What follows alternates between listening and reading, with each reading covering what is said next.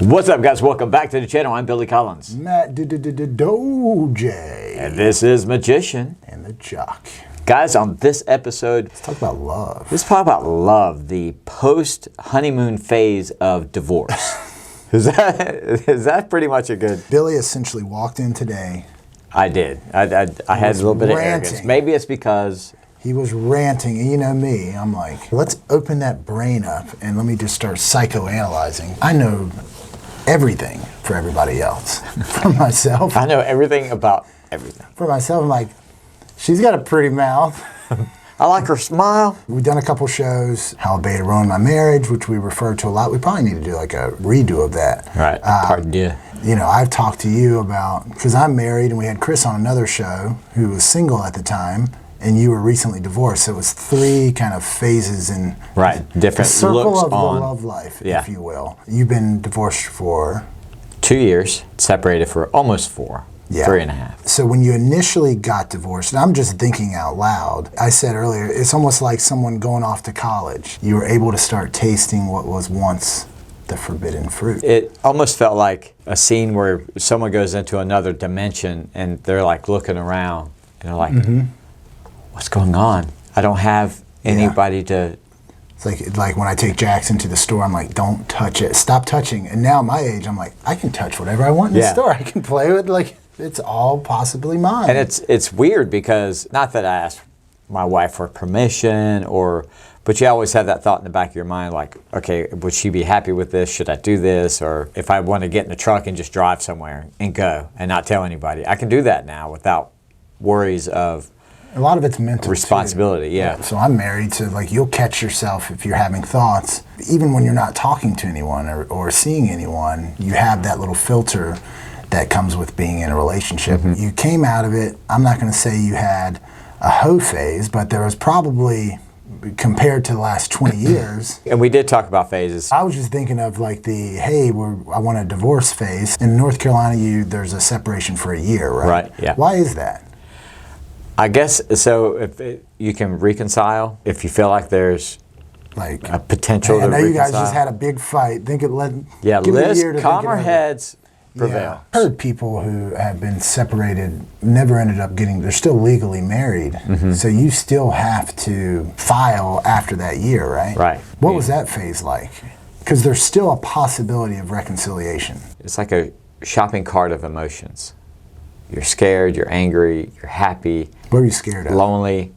Scared of what was to come. How am I going to pay for stuff? How am I going to retain the relationship with my children? You mentioned in another video, you said it's been the Billy and Fran show forever. Yeah. Now you're stepping out on your own, like a baby walking for the first time. Legs that you're not real secure on. Yeah. Angry because like you put so much effort into things and you put so much time and all those memories. I remember when I got done playing football and I got cut, it didn't play out in real life how I thought it was going to. Right. And you're thinking, man, what the hell was all that for? Why did I start at this age, and went to high school and practiced every day and then made it to college and then made it to the pros and then it was over. It felt like it was in a blink of an eye. For me, with children, you also have like that bond and that tie. The next phase after the scared and mad phase is the happy phase. And that happy phase is like, okay, I'm happy, I'm free, I can do what I want. And it's sometimes when I say that I want to do things, if I look back on it, I'm like, do I? Yeah, I have the ability to go out and I have the ability to talk to whatever girl I want to and have a good time. I can go anywhere, I can sleep with them, whatever I need to do. But really, sometimes there's that little bit of doubt in the back of your head. The attraction to it is the ability to do it more so than actually doing it. I don't know if that makes any sense, but it's... And also, it's not always just about girls. It's the freedom to... There used to be a time I would just go to the gym and whenever I wanted, stay there as long as I wanted. Right. When are you going to be done? I guess whenever I feel, I wasn't checking in with anyone. And it's not always that your wife or your girlfriend or whoever wants you to check in, but you feel like you need to. At least want to extend them that courtesy. It's the respect value of letting them know where you are, when you're going to be back, what you're doing. That's what goes through my head. It's like, oh, well, I respect you enough to tell you where I am, what I'm doing. It's kind of routine. Yeah. 'Cause it's like either I do it now or I'm in 6 hours. They're like, where have you been? Especially once you have kids, because Yeah. couples without children. I'm not taking anything away from that couple, but it's a whole different level when you have kids. And some couples will say, well, we got a dog, that's our kid. And there's a little truth to that. Something that's depending on you to feed it. Yeah. If I don't, it's going to eat the couch. But with the kid, now you're talking about this is your legacy. Now you can't, someone has to be with the kid. Mm-hmm. And that's for the rest of your life until that kid is. The other part about it is, if I was, like today, I text you, I said, tie or no tie for the funeral? And you're like, definitely a tie. Yeah. So he's trying to show off his chest meat at his grandfather's funeral. like Will Ferrell in Wedding Crashers. He's like, man, grief is quite an aphrodisiac. He said something like that. We got young Jock coming right in. Young Jock, come in, buddy. No, we gotta run. Do y'all need a computer? No, we're good. Y'all good. All right. So there's that as well, as you become dependent on helping. It's nice to have someone to bounce stuff off. And which is now weird, because if I need to make a decision, I flip a coin. Yeah. And I know it sounds crazy, but my friends, you've seen it. I've done it with other people. I'm like, should I buy something? Well, let me flip a coin. For me, it's kind of like that. Help me make my own decisions without actually having to ask somebody. That was kind of hard to get used to as well. Like, does this look good or not? Right. You got into that excited phase. I've heard you say a little bit, and I don't know if it's because we're coming on the end of the summer. You've commented like, man, I don't know. Do I want to be in a relationship now? Like, there's this weird feeling inside. Yeah. Okay. Now I'm like weighing. I'm like, to have a nice, soft place to land. That's nice. Someone It'd be to nice hang out to have with. hey, babe, I hope you had a great day. Yeah. Someone that actually cares about me, and then there's the other ones like, well, then I have to listen to problems again, and a whole bunch of stuff that goes into relationships. That's true in anything, like do I get a truck or a sedan? I could throw stuff in the truck, but with gas prices, it's gonna be that expensive. Yeah, then you get the sedan, you're like, well, now I can't go surfing because my longboard doesn't fit. There is no solution, only a And I'm at that trade-off. point, and that's why when I said the honeymoon phase, that there is a phase that I can do whatever I want, free. But sometimes that freedom can be kind of boring. Freedom don't come free. Yeah, so A lot of men fought for your freedom, Billy. that's true, especially lawyers. If an alien studied the human race, he would probably say, because all aliens are he's, I'm not pandering to the female aliens out there. I mean, okay? God, if they get enough as it is. But he'd probably look at them and say, well, humans are serial monogamists. Very few people get married, especially if they get married a little bit later in life. The first relationship they ever got in wasn't their last one. Right. You know what I mean? They've dated, broke up, went through a similar, now I'm single, you meet someone else that you're willing to cut off everybody else for, you date, that sours, you break up, then you meet one, and then a lot of times you're at a certain age, you feel that desire to start a family, which I'm not questioning that. I had that very strong. And then you get married, and now that's for the rest of your life. And what we're seeing now, especially as women have become more independent in terms of finances, back in the day, men and women needed each other a lot more. You know what I mean? Women needed men a lot more to provide. I'm talking pre-birth control, stuff like that, where they were having children in their 20s, whereas now they're getting master's degrees and they're working. And that's kind of been my observation. Think of it's like buying a house. You buy a house, in your head, you're like, I love this house, but it's not the last house you're ever going to buy. Even if it's the last house you ever live in, there's a difference between what you don't have and what you can't have. That's very true. What you don't have, there's no rule that says you're not allowed to have it. Yeah. You're just, so it takes that little pressure off. What you can't have, that forbidden fruit we talked about. So now you can have whatever forbidden fruit that will consent. I like what you said earlier when you said it's like getting the forbidden fruit, and then after a while, well, you just realize it's just fruit. Yes, I can do all the stuff. Yes, I can go anywhere I want. Yes, but okay, now it's just become normal. Am I bored with it? I don't know. That's the stages about the divorce. Even a couple years later, me and the ex have a great relationship. I'm happy for her. She's moved on, but now I'm kind of like, well, what do I do? Where's the next step? You know what it almost is? You replace the forbidden fruit. So when you're single, There's a lot of single people that yearn for a relationship. They yearn for marriage, to have kids or whatever. So that's kind of the forbidden fruit. Like all the people around me and no one that I would ever date. So the forbidden fruit, what it seems like you can't have, you want it even more, right? Yeah. So I think it's more just a replacement of it. And I think that's right, because now I'm looking at a relationship. If I do get into a relationship, okay, is this someone that can give me children? Yeah, So, want to raise and now my I'm kids. past that. You're a good suitable person to raise kids with and get along with and have a happy life. Obviously, it didn't work out for me, but now it's kind of like, okay, I've replaced that suitable spouse for raising kids to. I'd push back a little bit and say it did work out. I mean, you got. Well, we did. I mean, got your I'm just saying, kids. but as far as the relationship, when Yeah, it depends on. Okay, we didn't die holding hands like they did on the end of the Notebook, you know. yeah, I replaced that with, I need someone that's going to. Well, I showed you the list. Like I have this what I call the unicorn list. You know, I got to be a 7 or above, and looks. Got to be athletic. Got to be spontaneous, funny. Like all these things that I throw in like a soup pot, hoping that I can find this person. And I've got to come to grips. If I want a relationship, probably not going to get all those. You can't negotiate desire. Men, we're pretty simple, attractive, even though you don't want to have children. But the reason why we like attractiveness is because of fertility, right? The more Right. attractive and fit they are, they're fit to have children. That's biologically wired. Agreeableness. You want your spouse or significant other to complement your life, not complicate it. Yeah. And then loyalty is kind of the three things for men. And it's like while you're sitting here almost in a mental prison cell writing out, when I get out of this and I find this, like there's this whole bullet point. Yeah. And then a girl walks by that I would like to get close to her. Usually it starts off visually, but whatever her energy is and whatever, and you don't even, it's not like, okay, so are you fit? Like you're not putting like a I was gonna three-cone say drill. that. Like, I kind of feel like sometimes when I go out, okay, I got a questionnaire for you. Do you work out? right. You know, Basically, those are your preferences, but there is a halo effect. You know, there's the hot, crazy matrix that men will put up with. Like, Yeah. the hotter a chick is, the more crazy that they'll put up with. Women do the same thing. You know, you'll see beautiful women with guys who I would say they're not on the same level physically. Yeah. But they're with them and they're together. So there's obviously some sort of attraction. there's trade-offs. Like in a perfect world, you'd have that unicorn. But if that unicorn existed, chances are she wouldn't want you. The perfect person existed, why would she want an imperfect person? Yeah, one of the traits that I said is classy, because I'm seeing as I go out, and I could be old-fashioned. I wouldn't want my significant other just boasting about everything that they do with other guys all the time. To me, it's just Which comes down back to the loyalty thing. right. Yeah.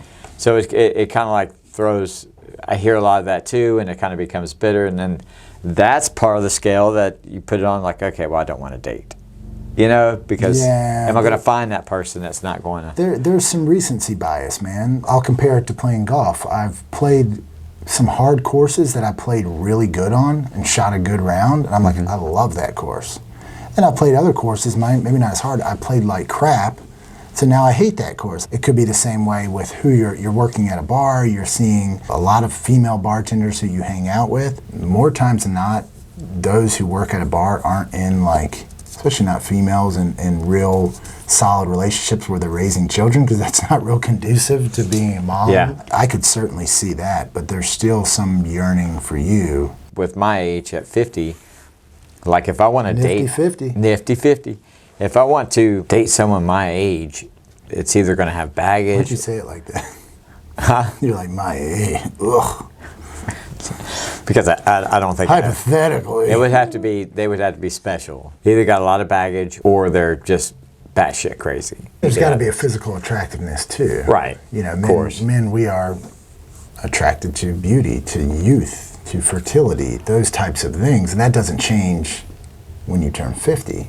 Yeah. You know, it's if anything, it Increase. gets even stronger. Yeah, you and know? then there's the other side too, where if they're too young, then they have like, oh, I want kids. Well, I'm past the kid phase. That would make me feel guilty if that person wanted to have children, and I'm like, not into it. I don't want to do it. You think there's 0% possibility you ever want to have more children? Oh yeah, there's zero. I don't have any desire to Desire have. in the world. Okay. I mean, that's good to know though, because there are a lot of older guys who'll start dating younger, and to keep her, she wants to have children, so they'll like, okay, I'll have children. I mean, I've seen it with clients where they'll have 3 kids that are, right around the same age, like 35, 38, 40, and then they have one that's 12. Yeah. And I'm like, is that one name was Oops, or it's like, no, it's the second. That's our second marriage. This is the 3 from the previous marriage. So yeah, I mean, but that's a big dynamic that goes into it, especially when you're younger. Right. Most guys, especially those who, how do I put it without sounding douchey? Like they're not living on an island, right? Dating is not a problem for them, right? Getting attention from women or whatever. I've shared it before.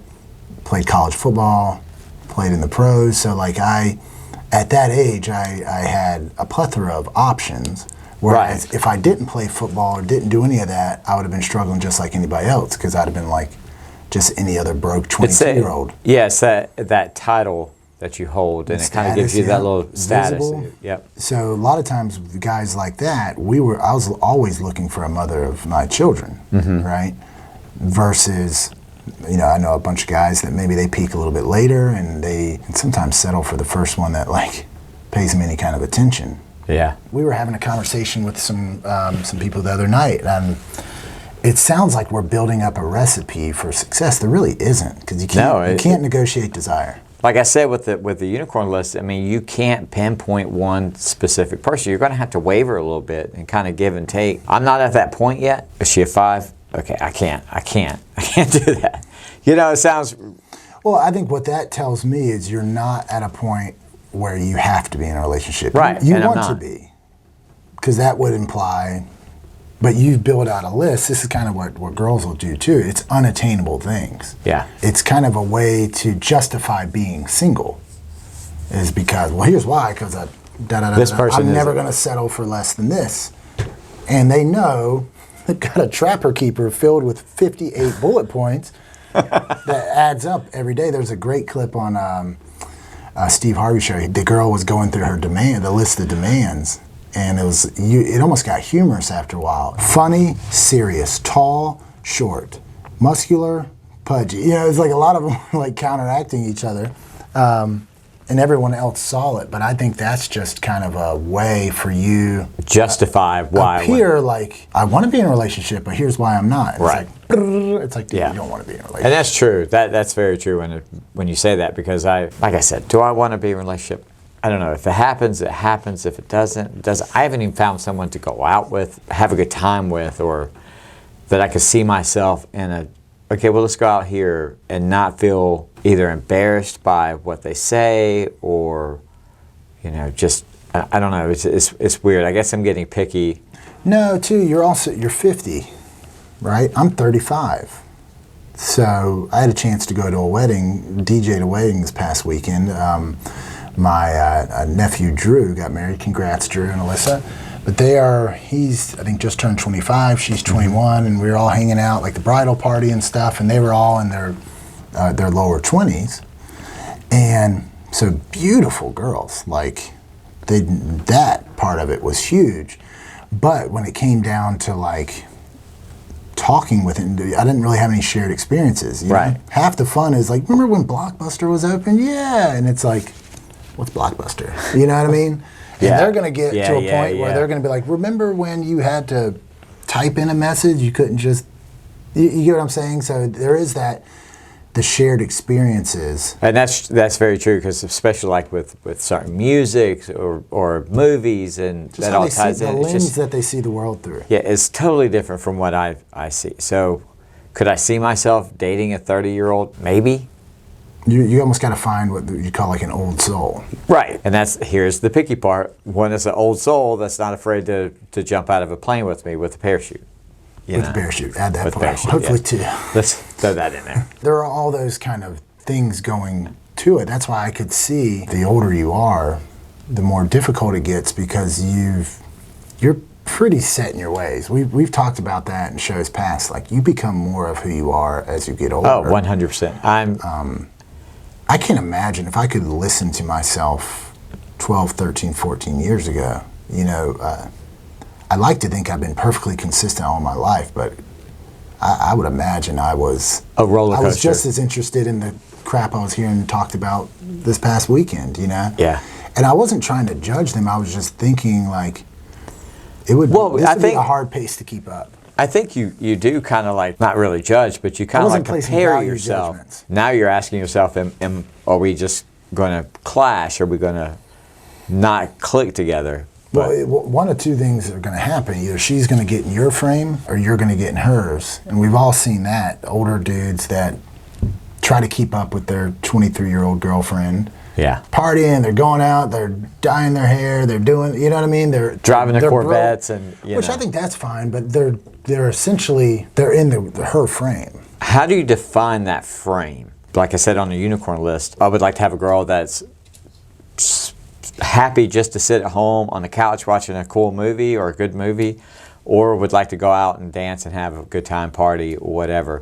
So how do you define that Well, so frame? basically what you ended, and this is true in marketing too, what you've done is you've listed out stuff you enjoy doing, Yeah. right? You're thinking, well, I like to lay on the couch sometimes. And then you put that down there, but then you're like, well, that's kind of boring. Next bullet point, likes to jump out of a plane. Next bullet point, likes to hang out. Next bullet point, likes to party. You know what I mean? You're kind of just unconsciously describing yourself. That is very true. It's the same way when you're trying to build a business and you haven't thought about it a lot. One of the first things they do when you're going to do advertising is like, what's your ideal client? And for most people, they haven't really thought of it, so they just start describing themselves. This political leaning, this way, this way, this way. And more times than not, that avatar client will look like a lot like you. Mm-hmm. I love the distinguishment between... Well, which is true, because no one loves me more than and myself. You know you're not going to put on your list something you don't enjoy doing. Right. Men, we want to love... What's a man's best friend? Dog. It's a dog, right? Why? Well, Loyal, but also they're very complimentary. So if I'm in and Bill Burr did skit on this, if you're in a bad mood, the dog picks up on your vibes like, yeah, dude, who are we going to bite? If you're chilling on the couch, that dog will just chill right there with you. If you get up and say, let's go for a run, dog's like, yes, hell yeah, let's go. It just wants to be around you. That dog is in your frame. A lot of times men, we want women to love us that same way, you know, or we'll try and love women that same way. We try and appease her, right? Do everything she wants to do, everything, blah, blah, blah. We get in her frame. What does a woman love? Well, a cat. Cats. Right? Cats are aloof.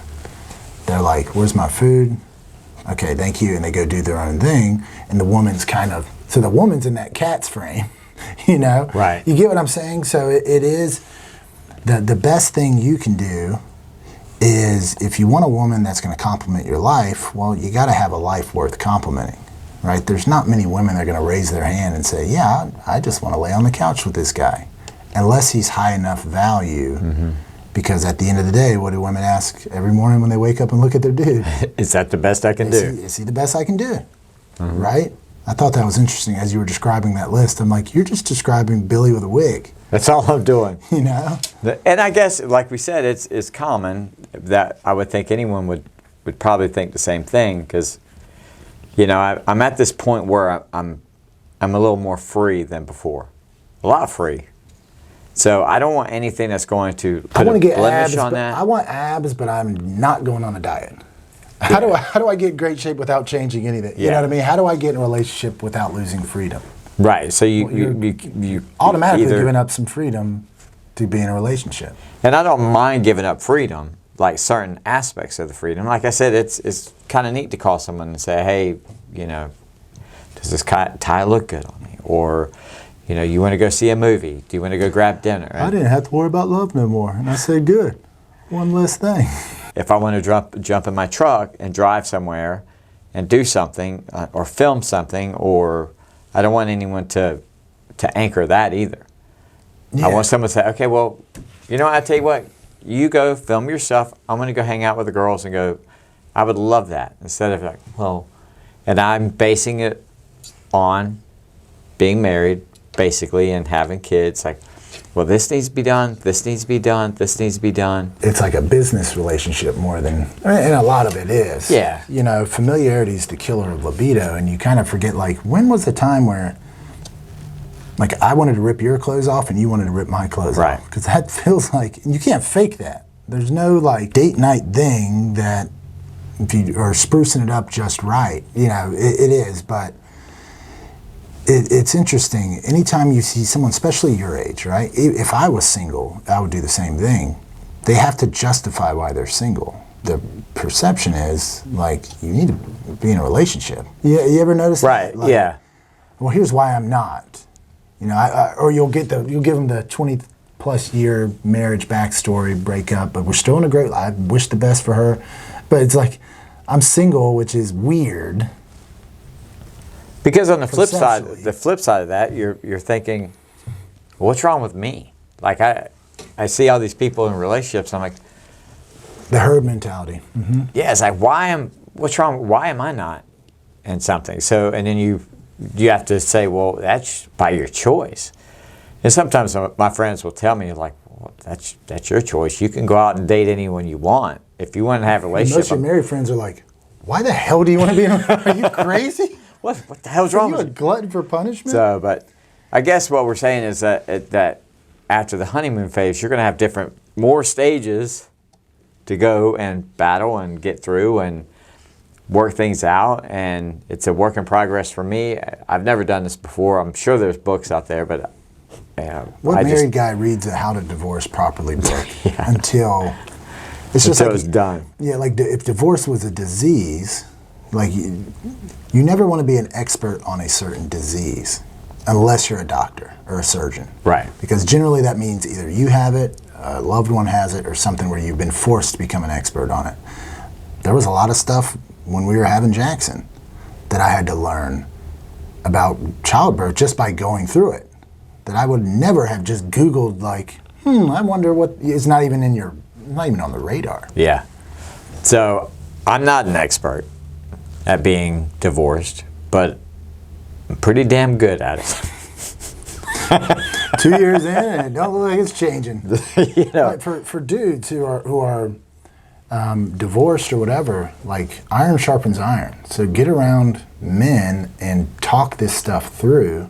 Because if not, that's where you'll see a vicious cycle. and that's Matt's right, because I had, when I got a divorce, it was Matt that helped me get up. It was Brian that helped me get back on the horse and do my thing. You know, my brother. I mean, I've had all these guys around me that were like, okay, dude, well, let's go. Yeah. You know, like, let's do it. Let's get out there. So it kind of like, it helps your sanity, to be honest with you, because you're not going to sit there and dwell on, what happened? What did I do wrong? What if this happened? If I did this differently? It's over. It's in the past. There's nothing you can do that's going to change that. Yeah, and I've taken some flack because I come off like I hate women. I'm like, no, but I tell dudes, talk to men. Talk about your problems to men, because women aren't equipped to deal with masculine problems. Well, you know, and the thing that when you talk to women about it, nothing against women, but it always goes back to them. Yeah. You know what I'm saying? It's like, oh, well, I don't know if I can do this. And they're like, well, okay, cool. But anyway, this happened to me today. And it's like, are they listening or are they just waiting? It's solipsism. And it's probably, I mean, I guess the rule would be, too, if women don't go to men with your feminine problems, you know, because I'm going to give you the male side of it. Right. You know? And which we do when we... Yeah, and then there's got to be a feminine filter, just like men, when you're listening to what women say, you got to put a masculine filter on it. You know, as we said before, like a fish can't teach you how to catch itself. Right. You know, and even though we've come a long way for gender equality and all that stuff, it still is the man pursuing the woman. Oh, yeah. And it's kind of the chicken or egg. Is that because that's what men want to do?